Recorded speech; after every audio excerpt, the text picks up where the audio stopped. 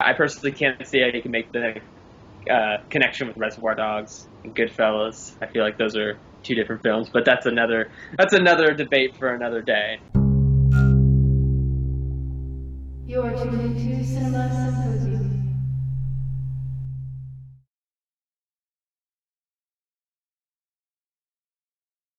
Yeah, I'm proud of you. You learned the two greatest things in life. Never rat on your friends, and always keep your mouth shut. Henry Hill. People of the state of New York versus Henry Hill. He's a bad kid, he's a bad seed. What am I supposed to do, shoot him? Make a little money, make a little love, get a little help from the Lord above. Make a little money, make a little love, get a little help from the Lord above. Make a little money, make a little love, get a little help from the Lord above. Make a little money, make a little love, get a little help from the Lord above. As far back as I can remember, I always wanted to be a gangster. Hello everyone, and welcome to this episode of Cinema Symposium. I am Matthew Duvall. And I'm Blake Warman. And today we're going to do a movie review of a classic movie that most people have probably heard of called Goodfellas. It's a story that follows the life of crime of the main character, Henry Hill, played by Ray Liotta, from the time he was a young boy to the time he was a family man. And all the while he's struggling to balance his loyalties between the mob family and his real family. It was released in 1990. It was directed by Martin Scorsese. It was his 24th title. A big film he did before Goodfellas is called The Last Temptation of Christ. Personally, one of my favorite films of all time. And then the big film he did after Goodfellas was Cape Fear, and that was in 1991. So That's a good one. Yeah, Last Temptation of Christ, Goodfellas, and Cape Fear, if you want to look at the timeline there. I guess a little fun fact for you. This movie was up for an Academy Award whenever it came out. It came out in 1990. It's up for an Academy Award, lost to Dances with Wolves. It was written by Nicholas Pileggi and Martin Scorsese. Nicholas Pileggi, although it was based off the book called Wise Guy, which was solely written by Nicholas Pileggi, in doing research, I found out that Scorsese didn't want to do another mob film, and then he read the book Wise Guy by Pileggi, and was like, okay. So they worked together on the script for a while. Pileggi was a reporter. I forget for which newspaper. I believe it was in Boston. Is Boston. I could be wrong, but okay, well, and so he just took the true stories and true ideas that he heard from that time and compiled them into a book, which then he and Scorsese worked together to make the screenplay. It's honestly a pretty fantastic film, personally. If you haven't seen it, I'd be surprised if you hadn't. But if you haven't seen it, you should. It's a great film. If you haven't seen it, stick around to the end of our review here, because we'll give it a score, and if it gets a high enough score, maybe that'll get you to be interested enough to watch it. Let's start with the story, the overall story of it. I did think that this was a perfectly executed mob/crime film, in that if you look at that genre of films, there's movies that hit and there's movies that miss, and this movie definitely hits. It executes everything that a mob film or a crime film needs to execute. I would say pretty perfectly, and I thought it was a very well-focused story. The problem with a lot of mob and crime films is that you have all these fantastic characters, and they can kind of compete with each other. And this movie did a really good job of having a main character, a clearly defined. You know who the main character is. That's Henry Hill. He is the main character, and you know that from the beginning, and you know that at the end, you know it throughout the movie. And yet it has all these great side characters that are very compelling and very interesting, but it never really loses its focus off of the main character. I did have a problem throughout the film trying to figure out what the moral of the story was, until I realized one really key thing. Very early in the film, whenever he's a young boy, you see a scene where he's caught by the cops selling illegal cigarettes.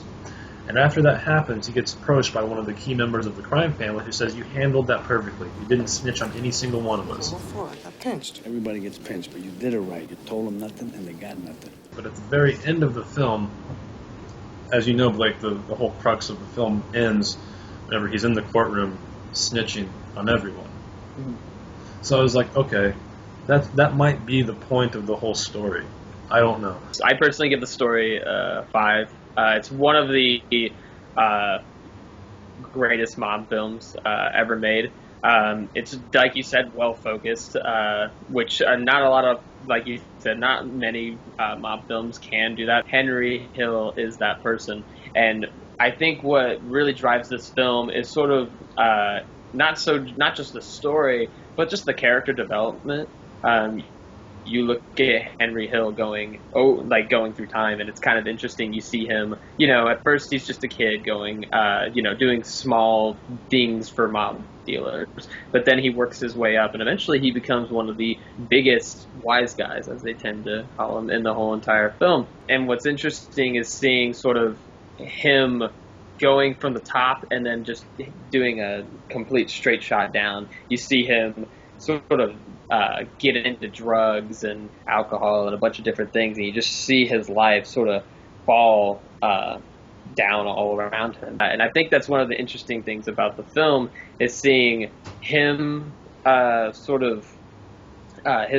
seeing his rise and then eventual fall, but also seeing how his life affected everybody else's. But also not just everybody else's, but Henry's life as well. He's eventually put into a witness protection program, and he explains at the end of the movie how that life that he had is never going to it's never going to be anything again. He's not going to have that life. He used to eat spaghetti with meatballs, and instead, when he got into this witness protection program, he's now eating noodles with ketchup. So I think it shows the moral of the consequences to your actions, which I think is kind of interesting. But I think the story, in my opinion, is a 5. I'll need to explain this in a little detail. I gave it a 4. But that's mainly because we decided whenever we started doing these new reviews that we weren't going to do 4.5s or 4.8s. Really, in my heart of hearts, I want to give it a 4.9, but I can't. I have to give it a 4, I have to give it a 5, and I can't give it a 5 because I want to give it a 4.9, so I have to... Round it, man. No, I have to default down to 4, and I can explain this if you bear with me. Like I said at the very beginning, I thought it was a perfectly executed mob film, and that it checked the boxes and everything it needed to do. And one of the things that it did was it had all the characters you need for a perfect mob film. And I honestly felt like I have seen these characters in other perfectly executed mob films. They had different names, they had different roles here or there. I can give you an example of a crime/mob film that doesn't do this, that would be, say, Reservoir Dogs. Came out actually roughly at the same time. That was a crime film that I had I don't know that I've seen these characters in a crime film before. I'll give you that. Mob films in general have their own small tropes. My argument with that is Goodfellas is almost not the stereotypical mob film. It's almost it's one of the mob films. It's basically one of the films, along with The Godfather, that created some of the created probably some of these stereotypical characters, in my opinion. I personally can't see how you can make the connection with Reservoir Dogs and Goodfellas. I feel like those are two different films, but that's another debate for another day. Regardless, so you stick with your 4 on the story, I'll stick with my 5. In general, though, we can both agree that it's a fantastic story.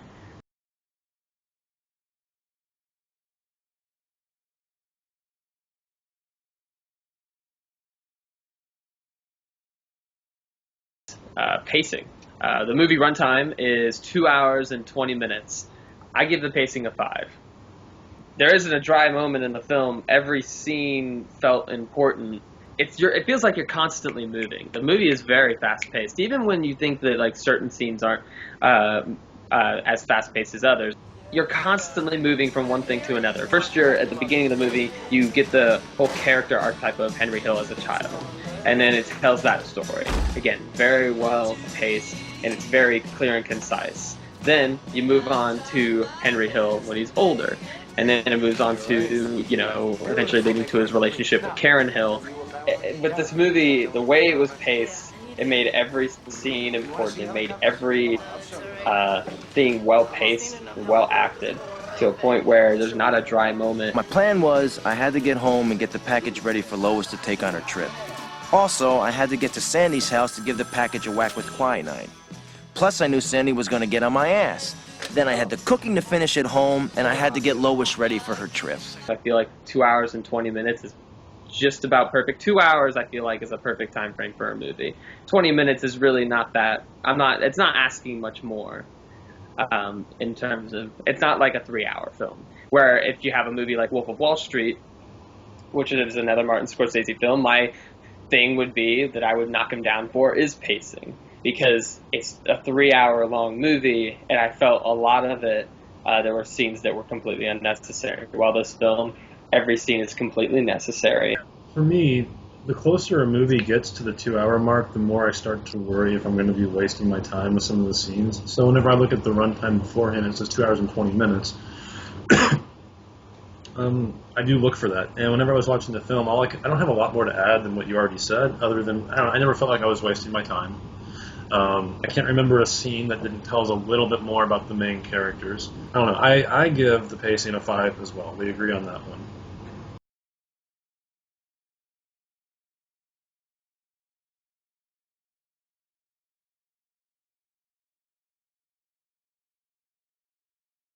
If we take a look at the different characters in this film, we're going to focus on not just the main character of Henry Hill, but some of the other side characters who I would also consider main characters. That is Jimmy the Gent, played by Robert De Niro, Tommy DeVito, played by Joe Pesci, and Henry's wife, Karen Hill, played by Baraine Bracco.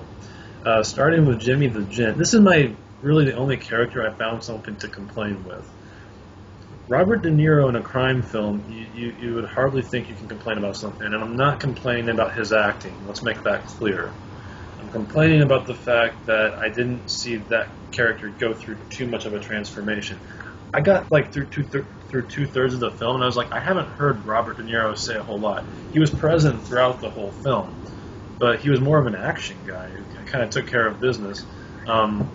I found him, honestly, to be the least interesting of all of the characters. It's not a huge complaint, by the way. Like, asking them to make all 4 characters, main characters, equally compelling with each other is asking a lot. So the fact that there's one that kind of isn't too surprising. I agree with that. And that makes actually perfect sense. And again, yeah, we don't see his character struggle in the film, and that could be in part for a lot of different reasons. Henry was a kid. He was already way high up in the mob before that, so he could just be the quintessential, mob guy at that time, so he may not have much more development. I think one of my favorite characters in this film, and I go back and forth with this all the time, Henry is one of my favorites, but Tommy DeVito, Joe Pesci's character, plays one of the best psychopaths ever. It's just his craziness, the idea that in a moment he makes you uneasy. He makes you very uncomfortable. Joe Pesci's character says a joke, and Henry says, "Oh no, you're a funny guy. You're a funny guy." Really funny. Really funny. What do you mean I'm funny? It's funny, it's a good story. It's funny. You're a funny guy. What do you mean? You mean the way I talk? What? It's just, you're just funny. It's funny, the way you tell the story and everything. Funny how? I mean, what's funny about it? Tommy, no, you got it all wrong. Oh, Anthony. He's a big boy. He knows what he said. What'd you say? And then Joe Pesci's character, Tommy, is taken aback by it, and he actually says, "What do you mean I'm funny? Funny how? Like I'm a clown?" And then it eventually becomes a scene where you kind of see Tommy for what he might be, and that's kind of crazy. The slightest thing sort of ticks him off, and then he ends up, you realize that, oh no, he was joking the whole time. But you really don't know for sure. But it definitely puts that state of mind in you for the character that he can very much change on a dime, which you eventually see later in the movie when he murders that kid, the bartender. Oh, you mean the scene, the younger guy? Yeah, the younger guy. First he shoots him in the foot. First he shoots him in the foot, and then the kid makes some wisecrack at Tommy's character, everybody laughs at Tommy, and what does Tommy do? He pulls a gun and shoots the kid, and then they're cleaning up for Tommy again. And I feel like his character stands out the most, and is probably one of the most well-acted characters in the movie. Again, Henry and Tommy's characters they really knock heads against each other quite a bit in terms of like which character is the more interesting. So that's why that's part of why I called Henry a very passive character, because you're right. They all, including Henry, they all do cater and take care of Tommy whenever he does these unthinkable, horrible things. They don't stand up to him. That's for sure. Nope.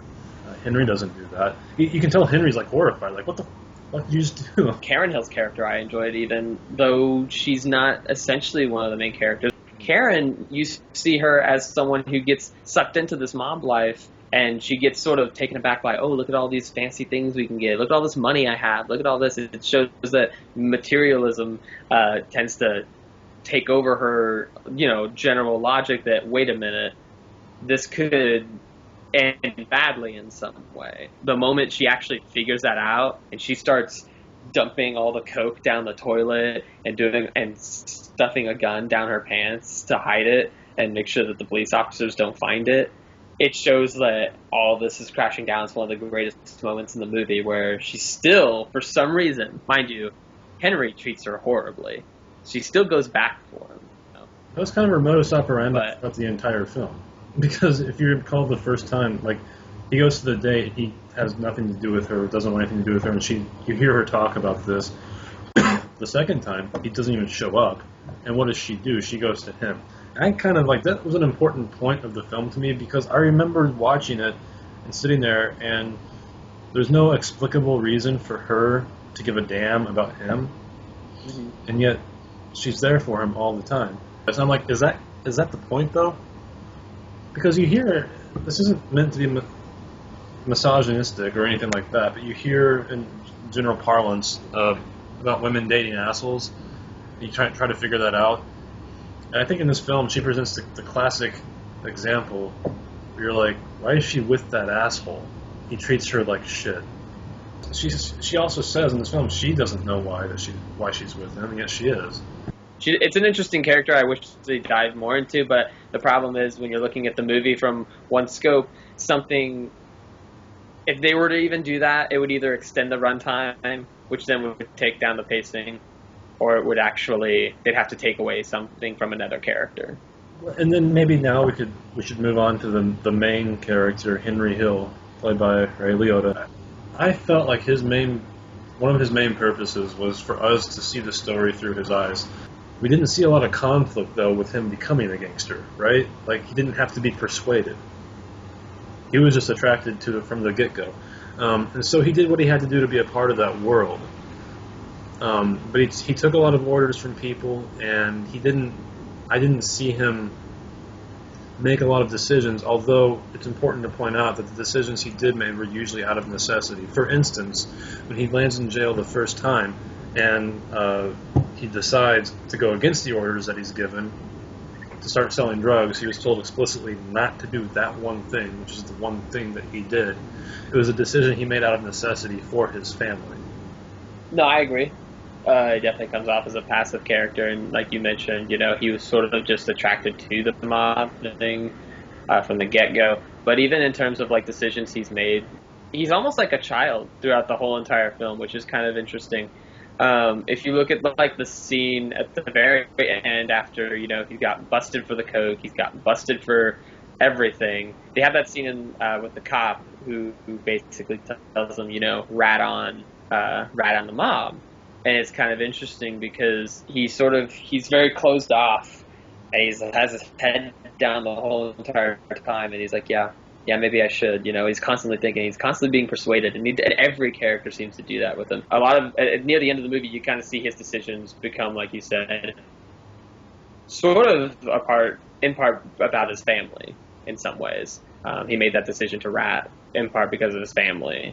I think family could be maybe, again, this movie goes back and forth with a lot of different things. It could be, this movie could be a whole sign of like loyalty. So who are you loyal to? Are you loyal to your friends, like the mob? or are you loyal to your family? Which I think that could be some type of moral compass coming through the mold of the story there. Yeah, and I wouldn't even call the mob his friend. In the film, early on, they explicitly say, like, Karen Hill, whenever they're getting married and they go to Henry's family, right? Like, they go to the wedding ceremony and there's all these mob people here, and she says, then I realized that this mob was his second family, or maybe even his first family. About halfway through the film, and he's told by, again, I don't remember his name, but he's like the main boss, I guess. He's told, hey, you need to get your like real family straightened out. You need to spend more time with them, because that is affecting your relationship with your mob family. Personally, I agree with you on what you gave. I would give the characters a 4.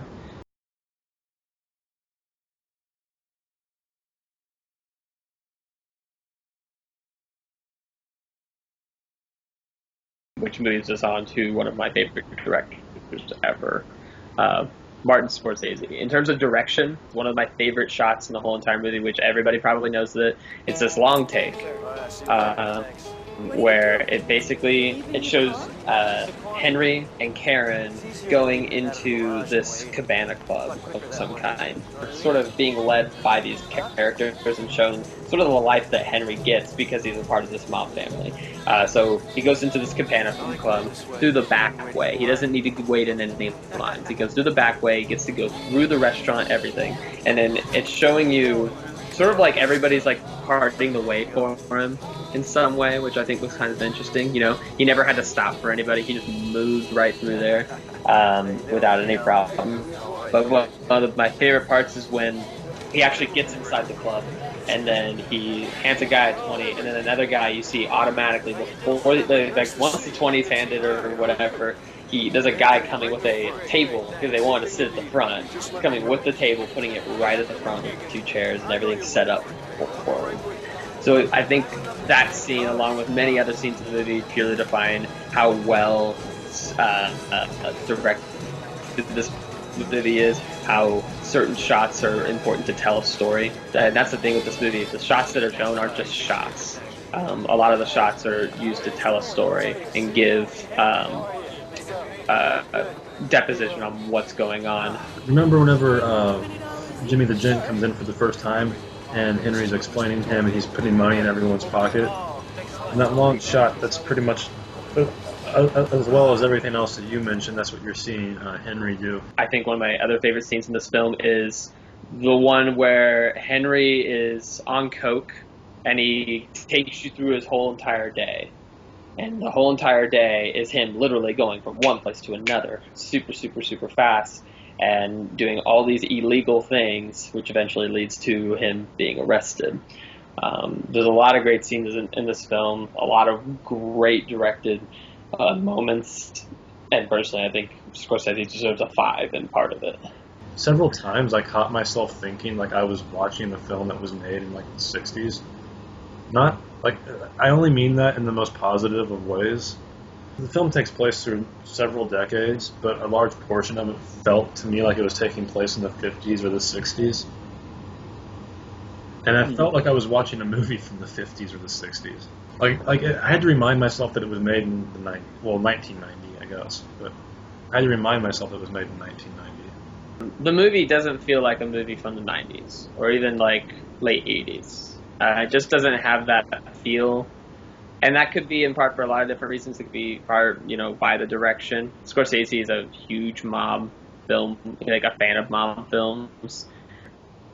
I don't know. It's hard to explain that, but I definitely agree with you on that. It definitely feels like it's a lot older than what it actually is. I gave this movie a 5 for a lot of different reasons.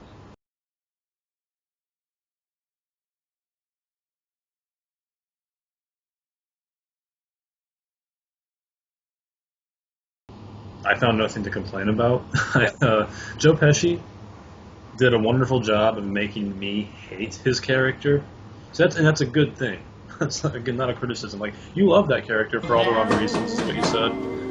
I hated that character for all the right reasons. The fact that 2 people can love a character and the other one can hate it really does says good things about the acting of that character. So And all the side characters. I'm not even talking about like Tommy DeVito, Jimmy the Jet, or Karen Hill. I'm talking about Samuel L. Jackson was in this film. There was a guy who did a hair commercial, like a wig commercial.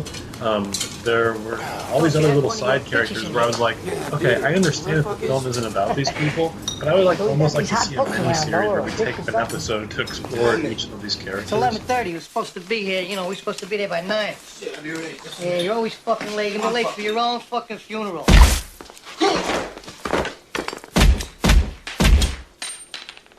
The fuck you looking at?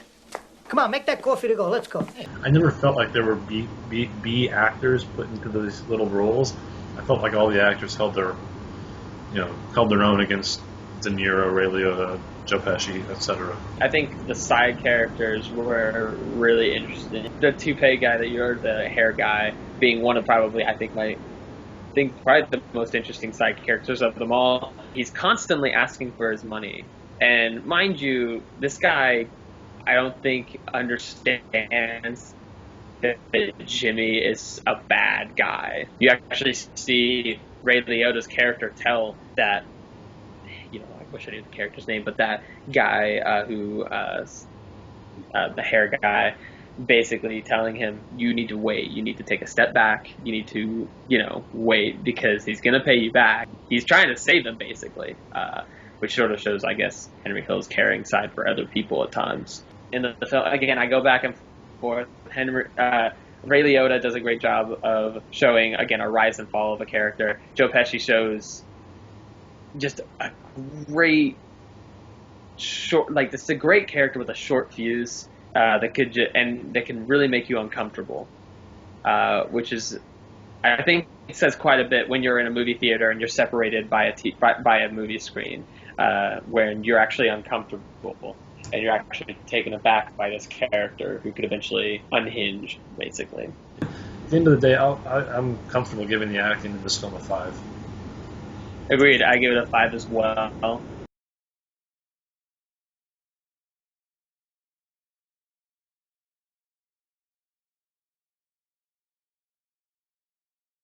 All right, so to sum everything up, the totals that we gave everything, adding up all of our scores, dividing it by the total that it could have gotten, Blake and I ended up giving it a 4.7 out of 5. So how does that stand up against the Rotten Tomatoes scores?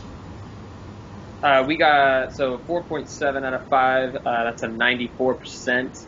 Up against Rotten Tomatoes. Rotten Tomatoes, the actual reviewers gave it a 96%. The audience gave it a 97%. So we were actually a few percent lower than the general consensus for most audiences, which I think is kind of interesting. Part of that may have been those couple instances where, I wanted to give it a 4.9, but I didn't. So this is, either way, this is a good film. It's worth seeing if you haven't. If you have, then I hope you found our analysis to be informative and at least somewhat entertaining. Definitely worth buying on Blu-ray. Just saying, I have the movie on Blu-ray, and it's just one of those movies I know I'll at least watch it once a year, and that's when I buy Blu-rays for a lot of reasons. I know I'll watch it either once or twice a year, and I've already watched it, not just for the review, but I've watched it already now twice this year. It's a great movie. I think that's all for us. If you like this video, if you like this review, please do subscribe to our channel. Please do like the video. If you have anything that you want to add, please do comment below. We will respond to most of those, at least at this point. We're looking for people to like what we do because we like what we do, and if you like what we do, then let us know. I agree. Blake agrees. Well, on that note, I'd just like to say thanks for watching if you have watched this review, and I'm Blake Warman. And I'm Matthew Duvall. And this is Cinema Symposium, signing off. Bye.